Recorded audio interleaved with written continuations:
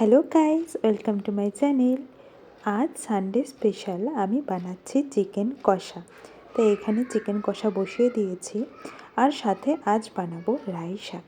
চিকেনটা এখানে কষছে, আর আমি 10 টাকা দিয়ে পুরো এতটা রাই শাক নিয়ে এসেছি। আমি ফার্স্ট টাইম এটা বানাচ্ছি।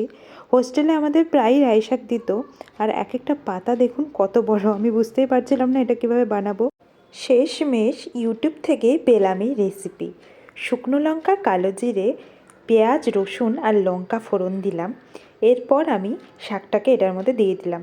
তো শাকটা দেওয়ার পর অনেকটাই জল ছেড়ে দিয়েছিল, তো শাকটা অনেকটা এরকম দেখতে হয়েছিল তখন। আর এই দিকে আমার চিকেনও প্রায় হয়েই গেছে, আর এদিকে আমি বেড কভারটা চেঞ্জ করে স্নান করে এবার বসে পড়লাম খেতে। আর এই হলো আমার লাঞ্চ, রাই শাক আর চিকেন। লাঞ্চ করে এত ঠান্ডা লাগছিল আমার, আমি সোজা চলে গেছি ছাদে। আর ছাদে এত সুন্দর রোদ ছিল, শীতকালে এই রোদটা খুব প্রিয় আমার। অনেকটা সময় আমি ছাদেই কাটিয়েছি। তো এইভাবেই কাটলো আজকে আমার সানডেটা।